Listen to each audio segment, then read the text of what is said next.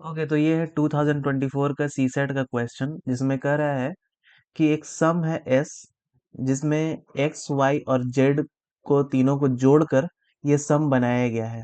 X Y Z क्या है? ये एक प्राइम नंबर है और ये डिस्टिंक्ट है। डिस्टिंक्ट कहने का मतलब ये है कि x is not equal to y is not equal to z. ठीक है। दूसरी बात, सारे जो प्राइम नंबर हैं वो लेस देन 10 है। मतलब प्राइम नंबर लेस देन 10 क्या क्या हो जाएगा? 2, 3, 5 और 7। तो हमारा जो s है वो इन्हीं चारों में से किसी तीन से मिलकर बनेगा। ठीक है।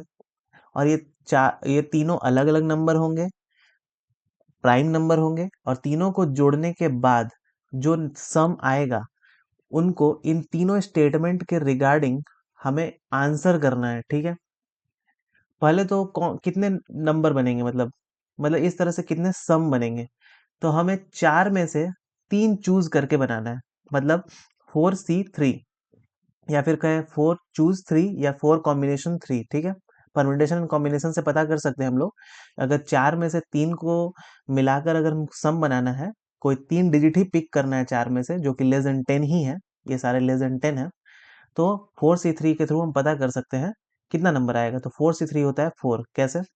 4 फैक्टोरियल अपॉन 1 फैक्टोरियल, मतलब 4 - 3 1, और 3 फैक्टोरियल, तो ये हो जाएगा 4। ओके।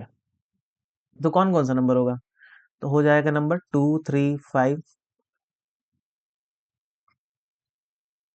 फिर हो जाएगा हमारा 2, 3, 7 लिख सकते हैं।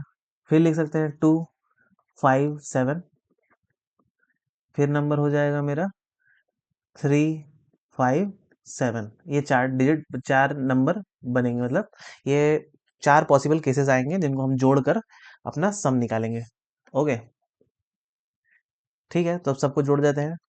2 + 3 5 + 5 इज इक्वल टू 10। तो ये मेरा पहला सम हो जाएगा। जितने भी पॉसिबल सम आ सकते हैं मैं उसको देख रहा हूँ 10 से कम में। मतलब जो 2, 3, 5, 7 आ रहा है उनको मिलाकर, मतलब उनमें से कोई तीन को चूज करके मैं पॉसिबल जितने भी सम आ रहे हैं मैं उसे फॉलो कर रहा हूँ। ओके। तो फिर नेक्स्ट है, पहला ये हो जाएगा। दूसरा हो जाएगा 2 + 3 5 + 7 12। तीसरा हो जाएगा 2 + 5 7 + 7 14। और 5 + 3 8 + 7 15। ओके। अब मेरे को जो सम आया है ये चारों, उसके रिगार्डिंग, मतलब इस तीनों स्टेटमेंट के रिगार्डिंग इस सम को एनालाइज करना है। ओके। तो पहला कह रहा है कि unit digit of S can be zero, या कैन बी जीरो, मतलब ये स्टेटमेंट सही है। The unit digit of S can be 9।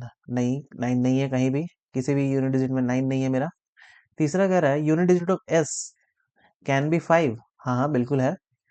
तो पहला और तीसरा सही है, दूसरा गलत हो जाएगा।